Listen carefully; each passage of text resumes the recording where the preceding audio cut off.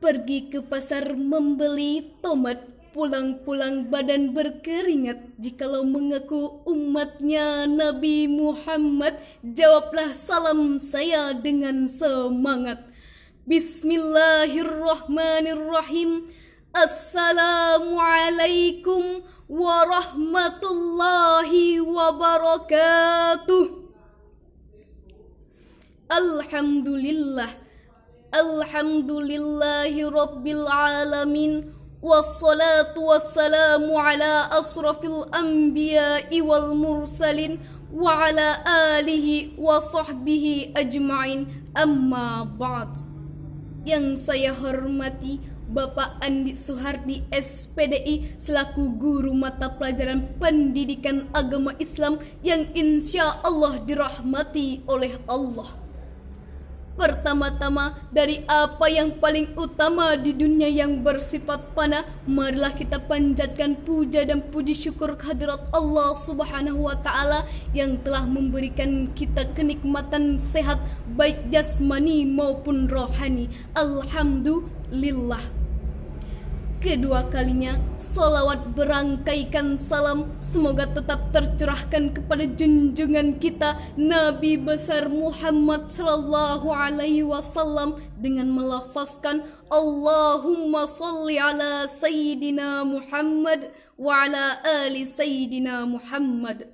Baiklah, berhubungan dengan banyaknya perbincangan tentang wabah virus corona atau COVID-19 yang telah menyebar ke seluruh pelosok dunia, maka pada kesempatan yang berbahagia ini saya akan menyampaikan sebuah pidato singkat dengan judul Musibah yang ditimbulkan oleh virus corona atau COVID-19 dengan rujukan Al-Quran Surah At-Takhabun ayat 11 yang berbunyi, A'udzu billahi minasy syaithanir rajim.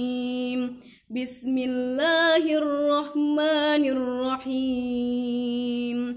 Ma asaba min musibatin illa biiznillah wa man yu'min billahi yahdi qalbah wallahu bikulli syai'in alim.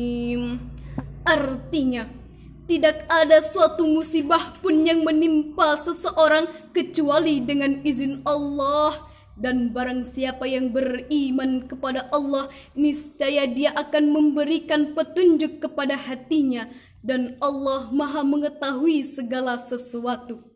Hadirin wal hadirat rahimakumullah.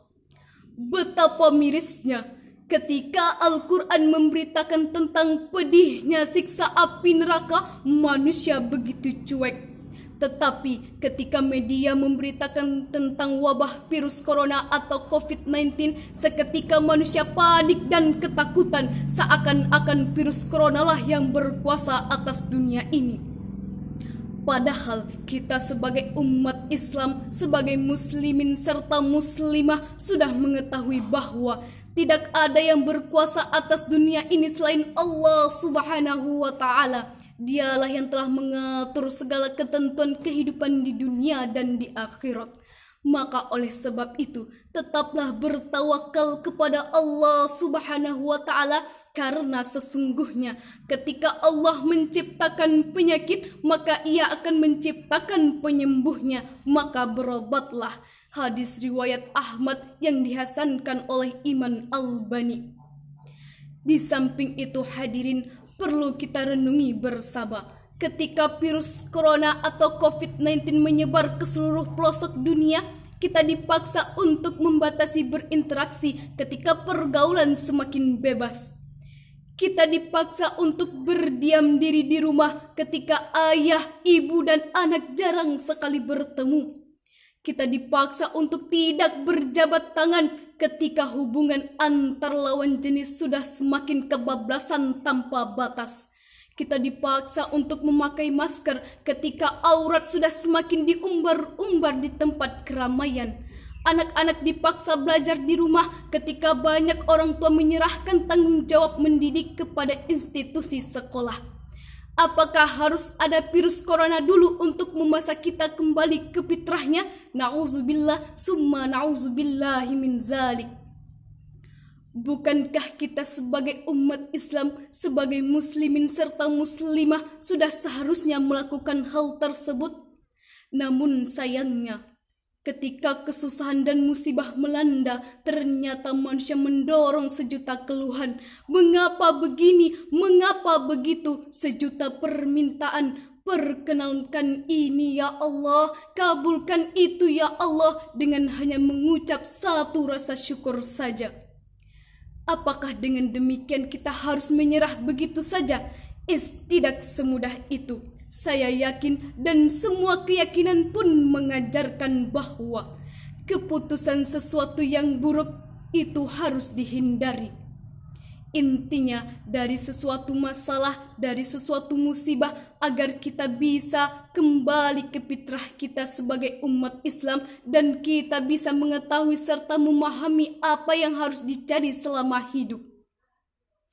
Oleh sebab itu, wahai saudara-saudaraku sekalian, dari musibah COVID-19 ini kita bisa mengambil hikmahnya, yakni kembali kepada fitrah kita sebagai umat Islam, sebagai muslimin serta muslimah sejati.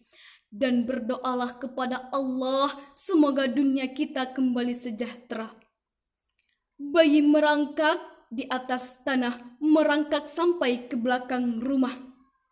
Semoga pidato saya membawa berkah untuk lentera di alam barzah.